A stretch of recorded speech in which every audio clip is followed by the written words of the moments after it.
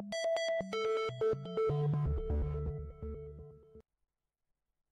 nuevo capítulo de Energía Alterna por BioBio TV, Radio BioBio. Hoy día con un panel bien interesante, pero antes, como hemos visto, vamos a comentar qué se ha hecho durante la semana. Y esta semana tuvimos varias cosas interesantes que contarles.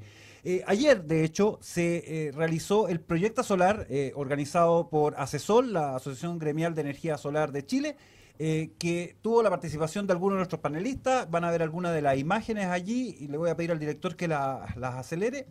Y posteriormente, el día de hoy, otra gran convención también, Elecgas, que fue organizado por Revista Electricidad, que congregó y ha congregado estos dos eventos de la semana a buena parte del mundo de las energías renovables en nuestro país.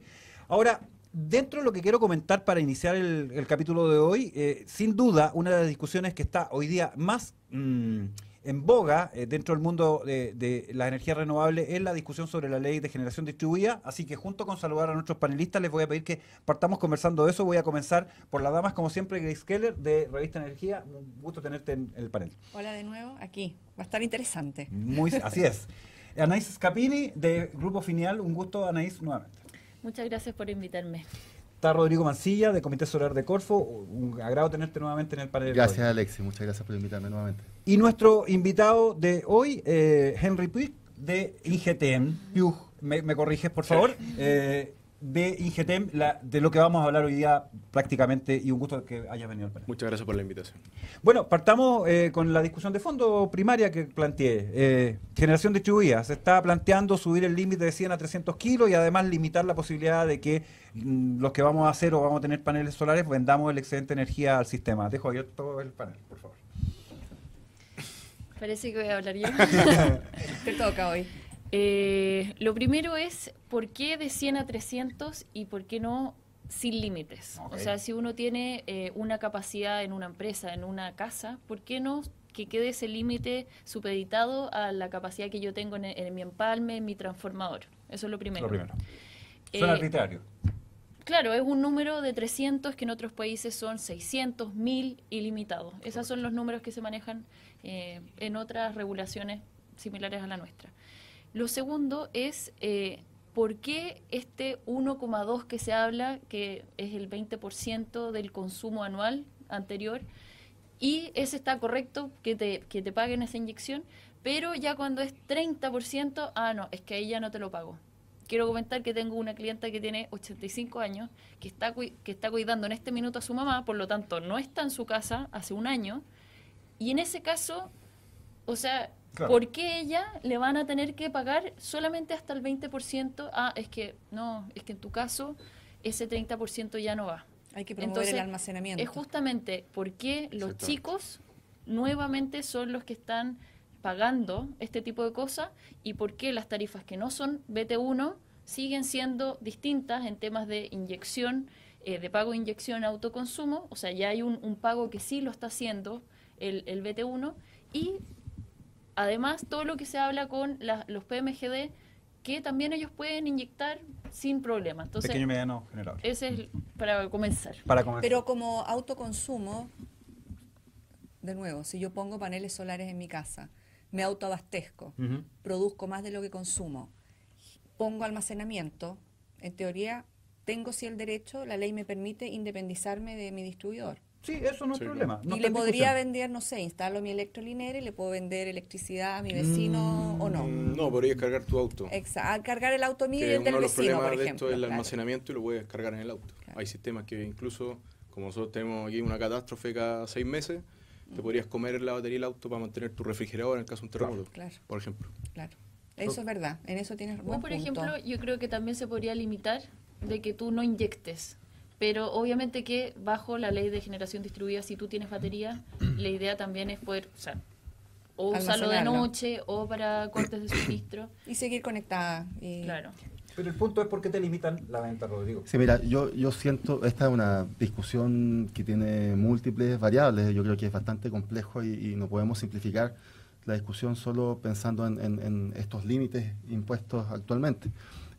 Por un lado está el hecho de que alguien tiene que pagar por la infraestructura de distribución, por otro lado está de que es el rol público el poder hacer que la distribución funcione de la manera correcta. No sabemos aún, quizás no están hechos todos los análisis suficientes para ver efectivamente qué pasaría en una red con gran penetración de generación distribuida y con grandes cantidades o grandes capacidades superiores a lo que una casa consume. Yo creo que ahí debiésemos ser un poco cautos para ver efectivamente bien cómo abordarlo. Lo que sí yo me gustaría plantear como discusión es que muchas veces hemos centrado en estos elementos de los reglamentos, de alguna forma para justificar el hecho de que no hayamos tenido un desarrollo más amplio de la energía en formato distribuido. Mi pregunta es, y lo he planteado varias veces y no he tenido respuesta. Bueno, ok, dejamos esto libre y finalmente a nivel domiciliario tú puedes tener los retornos o te pagan por la electricidad que tú estás vendiendo.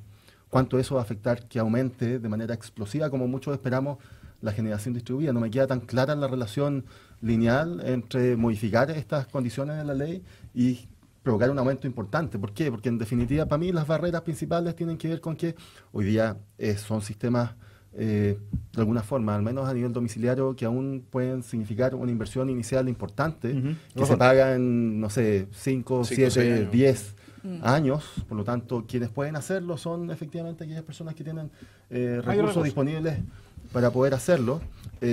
Ayer mismo en Proyecta Solar hemos discutido la necesidad de poder tener financiamiento apropiado para... Entonces, hay múltiples razones por las cuales hoy día no hay un desarrollo. Que te puedan pagar más energía o mejor precio de energía hace que esos 5 o 6 años se acorten y lo hace más atractivo. Está bien, hoy día te pagan una proporción que no sé, en términos gruesos podrá ser el 50% de lo que tú pagas por la misma energía que estás consumiendo. Tengo la impresión que Disculpa. Sí, no, que estás consumiendo finalmente. Tú pagas, inyectas te pagan al 50% de la que consumes. Es como con esta ley, a veces tengo la sensación que se están poniendo el parche antes de la herida. Así es un poco la sensación que tengo, porque sí, ahora, el miedo hoy día tenemos menos de un 1%. Exacto, ¿el miedo a qué? Que son esas 2.400 algo, cantidad de 6 millones de potenciales de mercado que hay. Sí. Y ya estamos poniendo un parche donde no hay ninguna herida.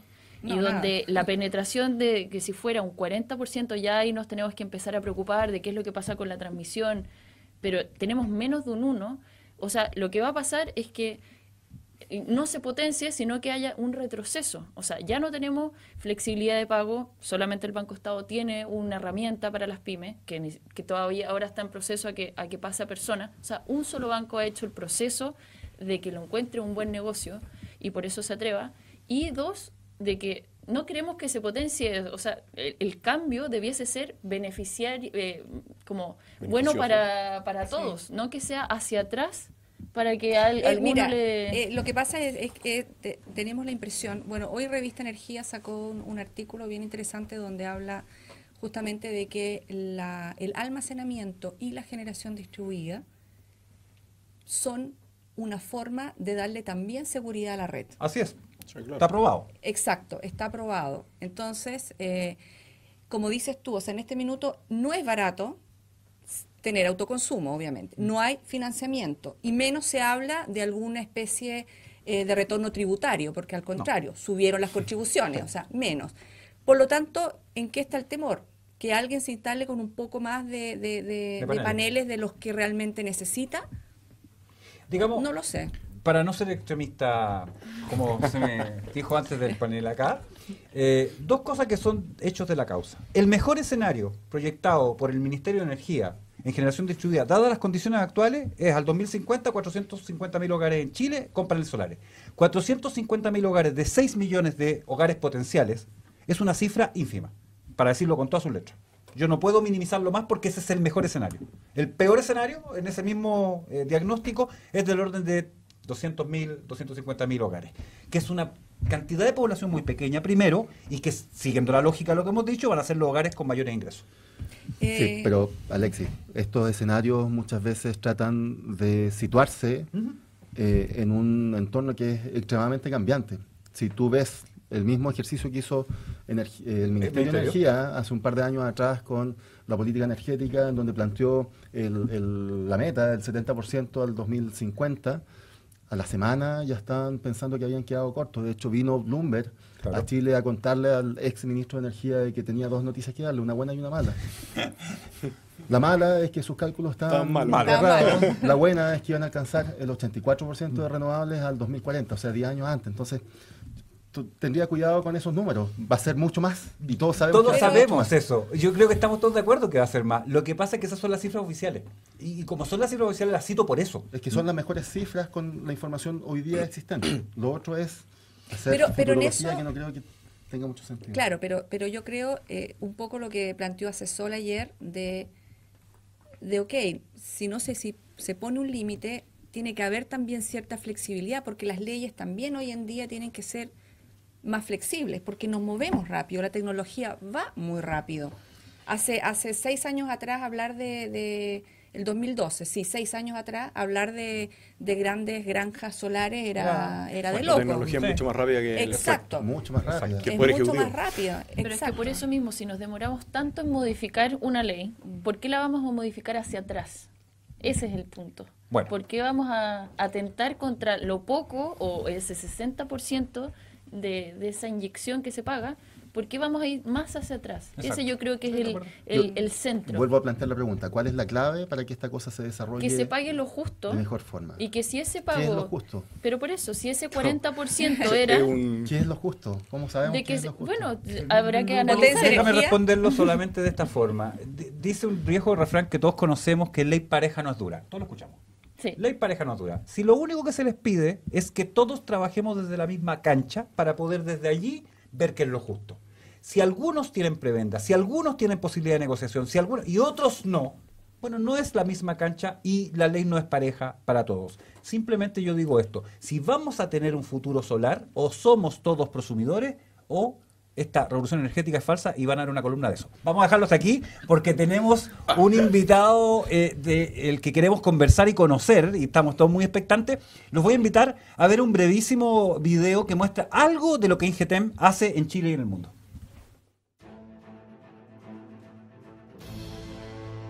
Ingeteam es una empresa tecnológicamente avanzada, especializada en el diseño de electrónica de potencia y de control, generadores y motores eléctricos, ingeniería eléctrica y plantas de generación. Desarrolla sus productos en 4 sectores principales: energía, industria, naval y ferroviario, buscando optimizar el consumo energético y la máxima eficiencia en generación. La innovación tecnológica y el compromiso con el cliente son el motor de su crecimiento, desarrollo y liderazgo. Un motor que funciona a pleno rendimiento, que expande su conocimiento y tecnología en todo el planeta. Ingeteam está presente en el mundo. Miles de trabajadores que operan en Europa, América, Asia, África y Oceanía.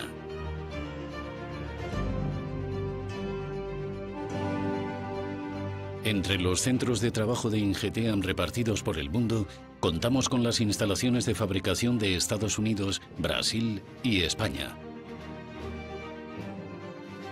En la fábrica de Indar producimos máquinas eléctricas, motores y generadores. De lo que la empresa de nuestro invitado, que me tiene que corregir 2 veces porque dije mal tu apellido, Henry, y además pronuncié muy mal el nombre de la empresa y nos tienes que explicar las 2 cosas. Bueno, mi apellido es Piu, desde origen galés. Y el nombre de la empresa es Ingeteam, es una empresa española del País Vasco. Y siempre es la historia de por qué es Ingeteam y no es Ingetim, como le dice la gente de Chile, o Ingetim, como se llama en Estados Unidos, porque tenemos una planta allá.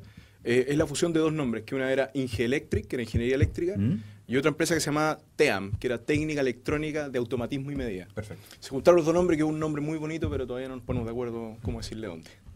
Entonces, partamos explicando, porque lo que hoy día vamos a conversar, le pusimos algo así como mantenimiento de plantas solares, pero es mucho más que eso, porque este es como el trasfondo de las grandes plantas de instalaciones solares o eólicas. Nosotros como empresa somos una empresa dedicada a la electrónica de potencia y de control, principalmente máquina eléctrica rotativa, enfocado a las grandes transformaciones de energía. Y además tiene una parte muy importante de unidad de negocio que es operación y mantenimiento de plantas energéticas. Y en Chile hoy día principalmente plantas eólicas, o sea, granjas eólicas y plantas solares fotovoltaicas. Eso es lo que nos dedicamos hoy día. Tenemos 660 megas en operación y mantenimiento hoy día en Chile. Solo en operación y mantenimiento. Desde auditorías pre-comisionamiento, montaje, preventivo, correctivo, grandes correctivos. Y hicimos nosotros en Chile y en Sudamérica el primer contrato de mantenimiento eólico full service, que es, como le digo yo a mis amigos, es como salvo el viento, todo. O sea, nosotros cobramos un fee mensual, cualquier cosa lo cubrimos nosotros. En el fondo es un seguro de disponibilidad. ¿Y eso para fotovoltaica también? También tenemos full service tema fotovoltaico. De limpieza. Desde el guardia del parque adelante. O sea, en la gama completa.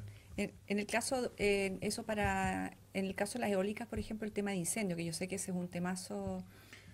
Bueno, los incendios son cosas que le puede pasar a cualquier máquina eléctrica, digamos. O sea, ahí cómo se controla el incendio. Es por lo difícil que es llegar. Exacto. El problema del incendio, como se atacan los incendios, y lo podrán decir los bomberos, hay que evitar el incendio. O sea, nosotros tenemos un estándar de trabajo para eso. Perfecto. Nosotros fuimos en Chile y en Sudamérica el primer centro de formación GWO, que es un estándar internacional de trabajo en plataformas eólicas, digamos, que es de la Global Wind Association.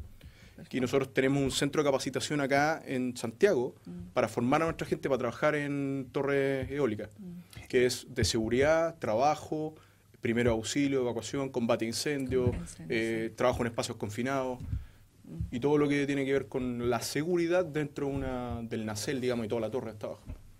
Sí, porque no es broma eso. No es broma. ¿Rodrigo? No. Sí, Henry, hemos tenido la oportunidad de conversar muchas veces con diferentes desarrolladores que han hecho grandes plantas, principalmente en el desierto de Atacama, y de alguna forma nos han dado algunas luces acerca de cuáles son los principales dolores de guata que están viviendo actualmente en la operación. Recuerdo el 2016 llevamos a un conjunto de empresas acá de Santiago a ver cómo funcionaban las plantas fotovoltaicas y estuvimos en una de las más grandes en Chile, en María Elena, y el gerente general de la empresa que está a cargo de ese proyecto nos dijo: nosotros tenemos 3 temas que hoy día nos tienen vueltos locos. El soiling, correcto, la temperatura en los paneles y el UVB. Expliquemos los 3, porque dijimos 3 cosas técnicas. Soiling es el polvo que se deposita en los paneles, el segundo, que baja el rendimiento. Que baja el rendimiento, la temperatura que miden en la celda, y el tercer punto tiene que ver con la radiación ultravioleta. Y la temperatura de los paneles. Los paneles también se afectan por temperatura. Correcto. O puntos calientes. ¿Qué puedes comentar tú de tu experiencia? En los desarrolladores es bien importante tomar en consideración esos puntos. De hecho, el primero, que es el polvo, depende mucho de dónde estés, para dónde venga el viento, a dónde está el camino, cuál es la granulometría del terreno. O sea, depende de muchas cosas. Lo importante es saber, tener bien analizado tu negocio hasta dónde es tolerable el polvo en el panel, digamos, porque si te baja el 1% de la producción y eso mata el negocio, tenés que limpiar más seguido. Pero a ti las plantas, tú entraste ya construida, ¿no? Yo entro a la planta ya construida. Yo proveo el equipo, normalmente trabajo con los EPCistas. ¿EPCista es? El EPCista es el constructor, digamos. El EPC el que ingeniería, compras y construcción, que es una sigla en inglés que da lo mismo. Pero eso es lo que uno conoce como el llave en mano. Un EPC es un llave en mano. O sea, le entrego la plata, el proyecto y nosotros le vendemos los equipos normalmente al EPCista, que son los inversores solares fotovoltaicos, que son los que transforman la energía de los paneles que salen continua, la transforman en alterna para poder ocuparla, digamos, elevarla en voltaje y poder transmitirla. Nosotros en esa parte entramos como producto. Ahora, a veces, el dueño del parque o de la granja nos contrata para seguir después con la operación y mantenimiento, posterior a eso, en el periodo de garantía, o bien después de la garantía con garantía extendida. O sea, nosotros podemos trabajar en OIM, como se le llama habitualmente, con equipo, operación y mantenimiento, con equipos nuestros, o sea, gente que tiene equipos INGTAM, o bien otras marcas. En ese aspecto somos multimarcas, o sea, muy flexibles. Tienen el know-how, la experiencia. Tenemos el know-how y la experiencia. De hecho, tomamos otra marca que Bonfilioli, que salió del mercado fotovoltaico. Nosotros tenemos toda la gama de productos de ellos, le hacemos nosotros la postventa. Como la empresa cerró el negocio. Hablemos de números. ¿Cuánto baja un panel solar en su capacidad productiva debido al polvo? Normalmente, cuando ya baja como tope al 4%, ya se están lavando. O sea, ya, pero como muy bajo. ¿Cómo defines dónde lavar y cada cuánto? Los strings que van... Las cadenas de paneles. Cadenas de paneles, digamos, o sea, para llevarlo en fácil. Todo este mundo de espejos que hay está seccionado. Y tengo pequeños inversores. Lo más normal hoy día es tener pequeñas maquinitas estas que transforman la continua en alterna por sectores. Entonces tú sabes que por tantos metros cuadrados de panel tendrías que generar tanta energía y de repente empieza a bajar contra la radiación del sol, porque en el fondo, claro, pasó una nube, hay que ver, medir radiación y rendimiento. Rendimiento, y el rendimiento se mide en el equipo, en este caso el equipo InGTA, te dice cuánto es el rendimiento que está sacando.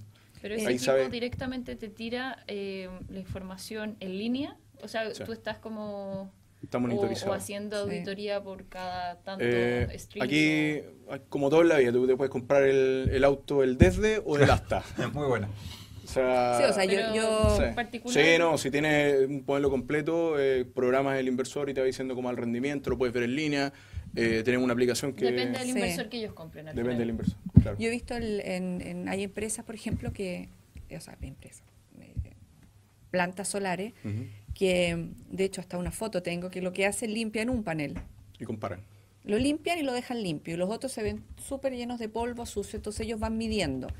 Y cuando ya los otros que están de polvo están produciendo menos que el limpio, limpian. Entonces es una cosa bastante... Un sistema de contratación de datos. Más o menos de cosas. Y muy relativo, porque puede ser... O sea, porque también es un costo limpiar. Por lo tanto, no pueden tener un día que digamos vamos a limpiar, no es una nana que va una vez a la semana limpia, no. No, esto se programa en el tiempo. Se programa de acuerdo Ahora, eso de limpiar un panel y el otro no es un poco burdo, a lo Comanche. Pero me pareció tan... Artesa, pero útil. O sea, al final lo más básico es lo que mejor sirve. Eso es lo que me llamó la atención. Poco sofisticado, pero funcional. Ahora, tu programa en la limpieza de paneles puede ser... Hay granjas hoy día que limpian una vez al año y hay unos que limpian 5 veces al año. Depende del lugar. Exacto, depende del lugar. Ahora, ellos que no paran nunca a limpiar. O sea, el gallo parte, termina y vuelve a partir. Sí. Ahora, quizás depende del jefe de operaciones o de mantenimiento, que sea a lo mejor adicto a la limpieza. Y el tema de los puntos calientes, ¿cómo estás haciendo el tema de...? Perdón. No, para nada. Solamente que eso lo vamos a comentar a la vuelta del bloque que viene, porque estamos... ¿Ya se acabó? Sí, lamentablemente así pasa rápido. Estamos en el panel de energía alterna conversando con InGTA sobre mantenimiento y otras cosas muy interesantes de plantas de energía renovable. Volvemos un instante más.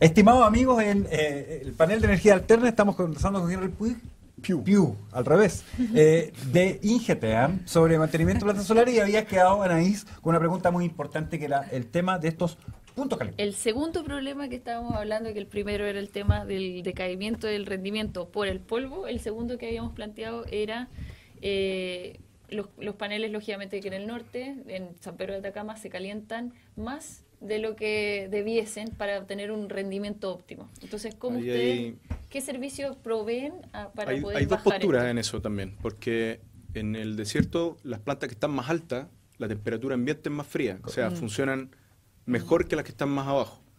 Y la temperatura de los paneles se controla con cámaras térmicas. O sea, va pasando un técnico nuestro, se pone afuera del parque. ¿Cómo haces para bajarle la temperatura en el caso que esté muy alta? No, es que ahí lo que tiene que uno hacer primero es ver dónde está el punto caliente y por qué se está produciendo. Okay. Porque puede haber un problema eléctrico detrás. Ahora, no tienen ventiladores los paneles. O sea, los paneles tienen un rango de temperatura al cual debiesen funcionar. Entonces, cuando el panel está con sobretemperatura, es por un problema técnico. No es porque se calienten más por el sol, porque le esté pegando el sol más fuerte en ese lugar. Ahora, yo le quiero preguntar a Rodrigo, porque han estado trabajando en eso, que las condiciones de Chile son distintas a las condiciones para las cuales son diseñados los paneles. Y eso es lo que ha sido la experiencia, ¿no? O sea, lo que hemos nosotros indagado es que, dado que el desierto de Atacama está sobre el nivel del mar, estamos hablando de, no sé, los proyectos se instalan a los 1.200, 1.300 metros, finalmente tienes una menor atmósfera, menor columna de agua, menor cantidad de aerosoles, etcétera, y por lo tanto los rayos caen directamente sobre los paneles. Eso es muy bueno desde el punto de vista de la cantidad de radiación que puedas producir. No obstante, también el componente UVB, medido acá en Chile, es sustancialmente más grande aquel medido en los lugares donde está desarrollado de mayor forma. Yo técnicamente he escuchado las dos versiones, de que los paneles debiesen durar menos, o se estima que van a durar menos porque no hay ninguno que tenga 20 años instalado acá, y la otra es que la verdad es que no tiene mayor implicancia. La degradación del panel normalmente son los primeros años, después se mantiene, es una curva que baja muy lento. Pero ahí está... ¿Puedo hacerle pregunta a Naif aquí, de ciudadana? Ciudadano a pie. De ciudadano a pie. El desierto se caracteriza por altas temperaturas en el día y muy bajas temperaturas por la noche. Ese cambio tan radical de temperaturas, ¿cómo afecta a los paneles? Los paneles son, en fácil, son placas de vidrio, cristal templado, entonces la temperatura no los afecta. No, es como meter el Pyrex, o se puede decir, ¿sí? Al horno y sacarlo. No es mucho más que eso, digamos. Es que se me ha roto alguno. Bueno, si lo pasas del freezer al horno. Exacto. Es que ese es el problema, el freezer al horno. No, pero obviamente alguno se quiebra. Eso claro. te quería preguntar. Pero es la calidad. Pero pasa, y de eso depende de dónde venga la construcción del panel, de qué marca es, de dónde venga. Yo trabajé en una empresa de templados. Eso que pasa que se llama microquebraduras o algo fisuras, son microfisuras que se ven como unos gusanitos. Y que después se empiezan a despegar, y en fondo como es un auto que funciona por diferencias de potencial, si se separa ya no funciona. Sí. Bueno, y ahí se empieza a notar la calidad del panel. La calidad del panel, claro. Y la vida útil, eso. Hemos estado hablando de paneles, pero también atienden y proveen servicio a la industria eólica. Y hemos conversado poco, en el programa estoy hablando en general de lo eólico en Chile, que es muy importante, de hecho más importante en generación hoy día que lo solar, si no me equivoco. En hidráulica también, ¿no? Usted. ¿Todavía no? Sí. Ya. En hidráulica igual. No lo va a hacer. Que tú representas al comité Depende. solar. Lo dice Comité Solar. Depende. Hay unas cosas que juegan en contra. Hay unas cosas que juegan en contra de la eólica en Chile, porque las plantas, las granjas eólicas más grandes son las que están offshore. O sea, fuera de la costa. Perfecto. O sea, en el mar. Pero aquí es muy hondo. O sea, pero la aquí profundidad no se puede. No da. Mi antepasado, yo era marino antes, entonces uno cae, si ves la misma forma de la cordillera, tú aquí sales 50 metros y tienes 200 de profundidad. O sea, es un abismo. Claro. De hecho, hoy día en la mañana estuve leyendo la turbina más grande que se está diseñando, que G es de 240 metros de alto y 12 megas, pero es para agua afuera. Claro. Pero aquí no se puede. Las aspas son de 107 metros. Es una cancha de fútbol. Impresionante. Coméntanos un poco de qué están haciendo en las granjas eólicas en el país. Bueno, nosotros como Ingeteam tenemos dos fases dentro de los generadores eólicos. Nosotros fabricamos dos componentes muy importantes para diferentes tecnólogos que le llamamos nosotros, que son los que la marca del aerogenerador propiamente tal. Y nosotros fabricamos con una marca nuestra que es Indar los generadores, que es un generador básicamente el mismo que podemos encontrar en cualquier parte, y los variadores de frecuencias asociados a este generador.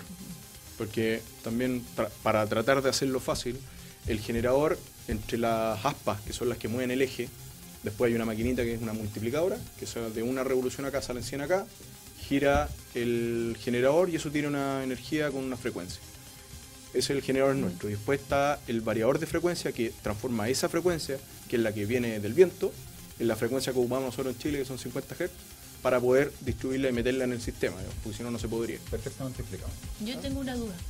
¿Tienes algún proyecto que sea solar y eólico para el tema de que entre las dos esté de noche funcionando o sea, para hacer más interesante un proyecto? No en el mismo lugar. Hay empresas que tienen en el fondo diversificada la matriz, entonces tienen un proyecto fotovoltaico y un eólico. Fotovoltaico obviamente le va a dar una base en las horas del día. Nosotros sabemos todos los días a qué hora sale el sol y a qué hora se esconde.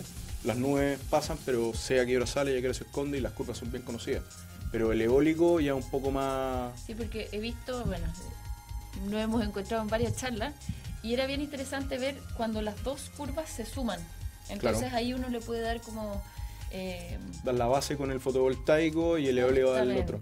Entonces darle... Y si eso lo combinas con un sistema de almacenamiento, de la panacea. Eso vamos sería el ideal. Darle estabilidad o darle mayor potencia, por así decirlo. Es que eso es... Mucho se ha hablado de la estabilidad de las renovables, y las renovables son estables, o sea, no hay nada más estable que el sol. Te puedo decir, yo agarro mi libro y te digo a qué hora va a salir el sol el 31 de diciembre de este año. Sí, claro. Y a qué hora se va a esconder, eso está calculado, o sea, no hay ningún problema en eso. O sea, esa potencia es estable y ciertas horas. La eólica un poco menos, pero hoy día el nivel de pronóstico de viento es súper exacto, te lo digo con conocimiento de causa, porque yo soy meteorólogo. Esa es mi primera carrera.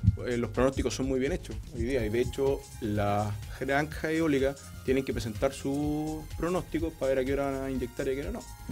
Eso está más o menos dominado. Y lo interesante además de los eólicos es que, dado que tú tienes parques que están en diferentes locaciones, no hay correlación en términos del viento, por lo tanto tú puedes tener perfiles sumamente complementarios, las diferentes granjas eólicas con los como uno se va complementando y se hace más interesante el proyecto. Porque antes del proyecto se hace un estudio de clima de viento y tú sabes en el tiempo cómo se comporta el viento en ciertos lugares. O sea, esto viene de los fenicios, cruzaban el océano con los vientos alisios y sabían perfecto para dónde iban.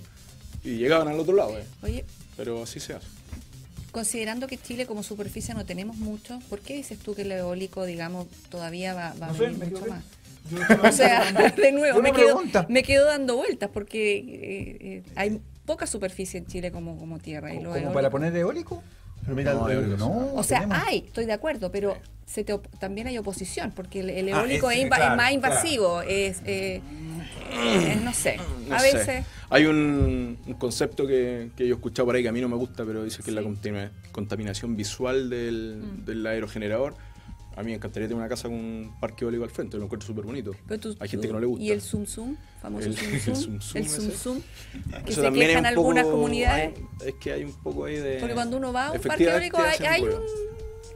Porque matan o matan aves. Hay un sonido. No, eso sí que no, eso es no, un eso mito, creo que ya... Mito, ya, pero matan... Coméntalo, por favor, porque yo también lo he escuchado. Así que, ¿qué ¿Qué decir? cosa, ¿Por qué ¿Lo de las aves un o mito lo lo del de la ave? No, la ave, porque la ave... Si una ave choca con la pala de un aerogenerador, es la que iba a morir chocando con el árbol 100 metros más allá. Claro, exacto. Pero sí se demostró que las migratorias tuvieron problemas. Cambiaron el camino. Y exacto, al principio Hay hubo problemas. Está diciendo por allá, No, es que hubo problemas con las que migraban por ejemplo, del norte, del hemisferio norte hacia el hemisferio sur. Y como dices tú, por años y se cuestionó y qué pasó, se quedaron algunas, pasaron incluso un invierno en el lugar que no lo tenían que pasar, pero como dices, cambiaron, porque como ahora, genéticamente los animales también se van reseteando y se adaptaron. Si los animales no se adaptaran, estaríamos extintos hace mucho rato, eso es lo primero. Ahora, yo creo que me perdonan, pero mueren más pájaros atropellados por auto o que chocan con edificios de cristal. O adentro de la turbina de un avión. O en la turbina del avión. Sí, claro, eso es mucho más que chocando. Está bien, pero son los temas que la gente comenta, entonces está bueno que lo digamos. De hecho, dentro del proceso de operación y mantenimiento que nosotros hacemos, se reporta, si cae un ave, se tiene que tomar, dar aviso, se reporta. Y yo no he sabido de aves muertas en los parques que tenemos, que son bastantes, hace 4 años. Bueno, por lo menos a mí no me han avisado. No, si yo con las aves no tengo problemas. Si yo sé que eso ya es, como dices, ya se problema superado. Pero la gente no sabe, así que ahora lo sabemos. El tema del ruido... sí. El tema del ruido, existe un ruido. No es un ruido tan desagradable. Lo que pasa es que no hay una norma clara, en el fondo, de cuál es el ruido. En el fondo existe una norma, pero es cómo se mide, y se mide contra la base y que no suba. Entonces la base no está muy clara. Pero en el fondo se toma en cuenta cierta distancia al morador más cercano. Y ahora, eso es el que hay que medir. Yo quiero hacer un comentario simplemente histórico. Uno de los libros más famosos de la literatura española es El Quijote de la Mancha. Y yo les aseguro que ningún español de la época del Quijote alegaba, salvo él, por los molinos de viento que estaban en el camino. Porque eso era símbolo de desarrollo, había un molino por lo cual se molía trigo y por lo cual tenían pan. Hoy día es un poco lo mismo. Confieso, ¿puedo confesar algo? No lo leí nunca. Íntimo. No, aparte de eso. No, de hecho lo leí, no entero. Hasta me lo regalaron. No, confieso que encuentro lindos los parques. Yo también. Son bonitos. No, o sea, lo debo confesar. O sea, Serena, que hay un parque bien grande. Hay varios ahí. Lo confieso. Y se ve así como al lado del mar. Sí. Pero... Incluso hay una parte que tú vas en la carretera, hay una miradores. subida y de pronto al final de la subida empiezas a ver solo en las aspas. Sí. Realmente es lindo, sí. Hay una foto muy buena que tenemos en la oficina, que es en un campo donde hay un aerogenerador grande, está la sombra, está lleno de vacas ordenadas en la sombra. Sí. Mira, es preciosa la foto. Es linda esa foto. Ahora, yo la he visto. Las granjas eólicas pueden convivir perfectamente con animales abajo, con cultivos, porque las aspas pasan, no sé, 40 metros del suelo. Sí, no, es verdad. Entonces, ocupan poco espacio y generan bastante más, digamos, en metro cuadrado versus solar, bastante más. Vamos a la otra parte que desarrollan ustedes, porque Esto, la granja y los parques solares son lo visible, pero en realidad la pega original de la empresa tenía que ver con desarrollar maquinaria, tú dijiste electrónica de potencia, de ahí venía. Entonces, todo eso no lo ve la gente, pero ahí hay una cuestión de desarrollo muy importante, porque mientras más eficientes son los motores, los generadores, mejores son los parques. Exactamente. A ver, el enfoque, como les decía antes, el ADN está donde se producen grandes intercambios de energía. Y la energía, en el fondo, es rentable y se sustenta en el tiempo a medida que es más eficiente. Los paneles fotovoltaicos son cada vez más eficientes, los generadores también, cada vez con más potencia, con menos ruido, con menos de todo. Entonces, la empresa lo que hace mucho es invertir en innovación y desarrollo para generar nuevos equipos que sean de mejores potencias, con mejores performance, que con mejores prestaciones para el negocio. Nosotros tenemos un laboratorio súper importante en España, en el norte de España, de potencia, donde se prueban los equipos, se hacen prototipos y vamos diseñando. Está muy dentro de nuestra mentalidad hacer proyectos. Propia tecnología, ¿no? Propia tecnología, absolutamente propia. Nosotros fabricamos todo, tenemos centros de fabricación en España, en Brasil y en Estados Unidos. Y es todo diseño Ingeteam, digo. Les quiero contar unos números, solamente brevemente. Presente Ingeteam en más de 22 países y nuevos mercados. 3.898, por lo menos hasta acá, empleados en todo el mundo. 5,5% la cifra de negocio de inversión de I+D. Sí. 500 personas trabajando en eso, no es menor. Hay 500 ingenieros en I+D. Y finalmente más de 75 años en el mercado eléctrico. Sí. ¿En dónde están? ¿En Bilbao? ¿En el laboratorio? La matriz está en Bilbao, sí, el laboratorio, el laboratorio está en Bilbao. También en Bilbao, Sí. ok. Lo tenemos Yo en varias creo que ciudades. un poco conectando con el tema de Brilla, nosotros nos interesa, estoy del lado del desarrollo también, Ya. y justamente de un sistema que permite monitorear hasta 4 paneles con 500 watts. Ujú. Te lo comento hacia allá porque nosotros tenemos una... El paso. Estamos En todo caso. perteneciendo a una plataforma más grande que es abierta y que justamente nos estamos conectando como empresas como tú para poder, yo como chico, poder pilotear en lugares como una planta más grande de fotovoltaica. Ustedes están incorporando, de cierta forma, se están comunicando con otros actores que no sean ustedes para poder comparar, para poder incorporar servicios locales. O sea, a ver, si te entendí la pregunta, nosotros efectivamente los componentes electrónicos los diseñamos nosotros en España y llegan a Chile. Pero, por ejemplo, toda la mano de obra, todos los trabajadores son chilenos hoy día en la empresa. No, o sea, pero tenemos de componentes I+D locales. desarrollada en Chile. No, en I+D se desarrolla en España. La verdad. Ya, no hay nada que incorporen o que salgan a hablar ahí como nos falta. En lo que no o hemos quieran metido incorporar o algo. es que tangencialmente I+D es la capacitación de la gente. Porque en el fondo el También hay que desarrollo lo hacemos. considerarlo, claro. Correcto. Y yo creo que es algo que en cierta medida abarcamos más gente que la que podríamos meter a 5 ingenieros en una pieza. Pero nosotros partimos con personal que era 7 técnicos, que eran 5 españoles, y hoy día de las 70 personas que somos en Ingeteam y los 55 que están en terreno, son todos chilenos. Eso es un cambio sustancial, Rodrigo. Ahora, por eso tenemos el centro de formación GWO, nosotros formamos nuestra Sí, gente, sí. tenemos técnicos altamente especializados en la parte eólica y fotovoltaica, y eso ahora son todos chilenos. Además y eso que es no- nuestra forma de y dejar algo acá además que- también. exacto. Tenemos convenio con institutos de capacitación para crear más técnicos de las áreas. Capital humano. Quería Capital humano. preguntarle a Rodrigo, que tiene una anécdota muy buena de sus primeras visitas a los parques instalados en Chile, justamente de la gente que trabaja en ellos, ¿no? Ah, bueno, no fueron visitas mías. Ah. Me acuerdo, en 2015 nos golpearon la mesa. Las primeras piedras que se pusieron en grandes proyectos solares inauguradas por la expresidenta y por el ex ministro Pacheco, finalmente se encontraba con 90% de personas de Bulgaria, de España, Lituania, Grecia. Mucha gente Sí, de la- Europa del Este. Sí. No, y, bueno, Hoy día nosotros está partimos- cambiando el escenario. eso Como digo, es muy nosotros somos, bueno, efectivamente vienen en español acá, que son los auditores de calidad de todo, cada cierto tiempo, pero estables en Chile somos todos chilenos. Y lo más probable es que en el laboratorio también, El laboratorio en España. en España también son multinacionales a veces, o sea, hay gente de todas partes Sí, trabajando en gente estos de laboratorios. Sí. Quisiera poner, nos va quedando poco tiempo, aunque no lo crean, el último tema que nos comente y que es súper importante, y concentremos en esto, porque lo hemos mencionado. También hacen cargadores para vehículos eléctricos, electromovilidad. Electromovilidad, sí, es parte del desarrollo que se ha logrado en este proceso de I+D. Cargadores de vehículos, o sea, electromovilidad, autoeléctricos, tanto domiciliario como cargadores rápidas para electrolineras. Tenemos líneas, o sea, para buses, para autos eléctricos, que son desarrollo propio también. Eso también lo estamos instalando. Tenemos la unidad de negocio en Chile, estamos buscando ahí a alguien que quiera poner uno. ¿Pasémoslo a eso? Pasémoslo a eso inmediatamente. O sea, yo lo puedo comprar. Sí, claro. Pero sí, mejor que eso, porque ellos quieren, en este minuto, entiendo, poner el primero en algún lugar para que la gente lo use gratis. Sí.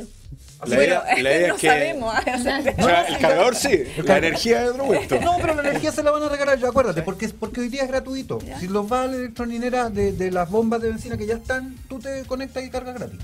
Por ahora.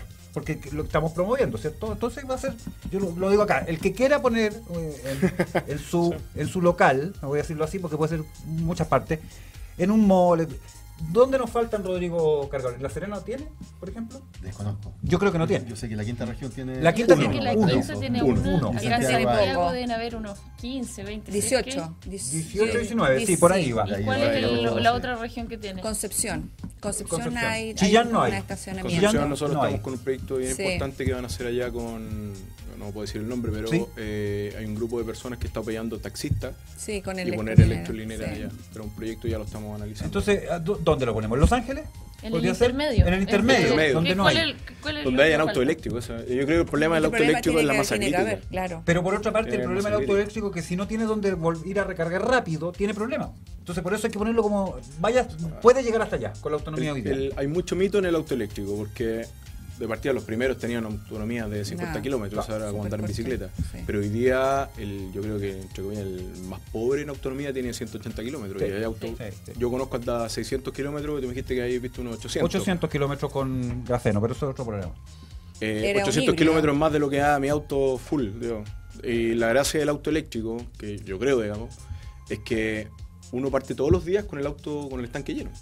Claro. Cosa que te aseguro que si tú te subas a tu auto no está con el estanque lleno. Pero lo que está hablando es como, ¿qué pasa si justo yo tengo mi casa en Concepción y no puedo llegar allá porque no puedo ir y volver con eso? Entonces deberíamos poner siempre podrías cargar entre medio.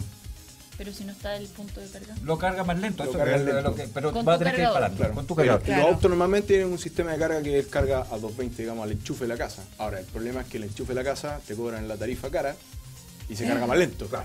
Además. La electrolinera cobra la tarifa del trifásico, digamos, la tarifa barata y carga rápido. Pero siempre lo podrías cargar en tu casa. Hay un proyecto de una empresa en el área de electromovilidad, que están apostando, ellos un poco decían el huevo o la gallina, de hecho lo publiqué una vez. Sí. Entonces ellos están apostando al huevo.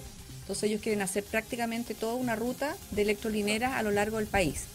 Y en eso están porque ellos quieren empezar a ofrecer eso, entonces quieren empezar por el huevo.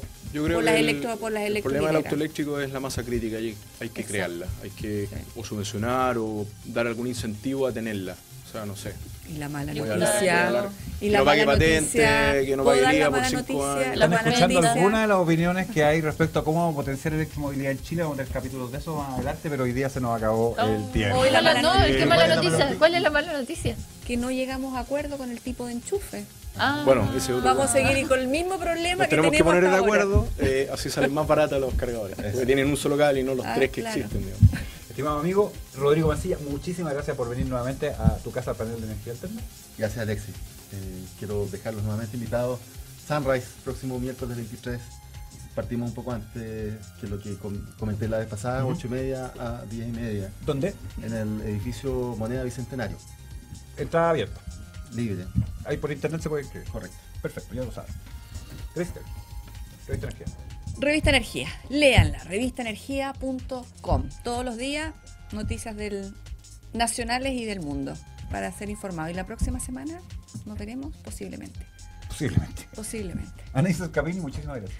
Yo, al igual que Rodrigo, quiero invitarlos al 23. Voy a estar ahí dando nuestra forma, voy a estar comentándoles cómo vemos nosotros la industria fotovoltaica.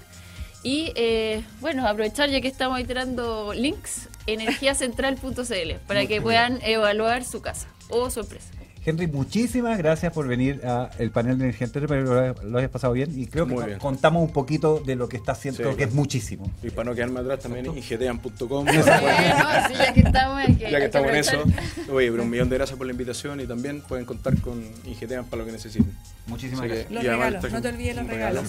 Sí, que en cámara. No te los pedimos, ¿cierto? No, esto es voluntario, absolutamente. Voy a pasarlo para allá. Vamos a ver lo que es. Y esto lo hacemos en los últimos 30 segundos, estimados amigos. Como verán, este programa sigue dando sorpresas a todos. Yo tuve varias hoy día. Me encanta el rojo. Cool. Muchas gracias. Muchísimas gracias. Nos vemos en el próximo capítulo de Panel de Energía Alterna. No miento. Estimado amigo, la próxima semana no es panel, es entrevista de Energía Alterna. Viene nuestra ministra de Energía, Susana Jiménez, acá, así que no se lo pierdan. Vamos a tener una conversación súper interesante con ella y le vamos a preguntar muchas cosas que yo sé que a ustedes les van a interesar. Nos vemos la próxima semana. Muchas gracias.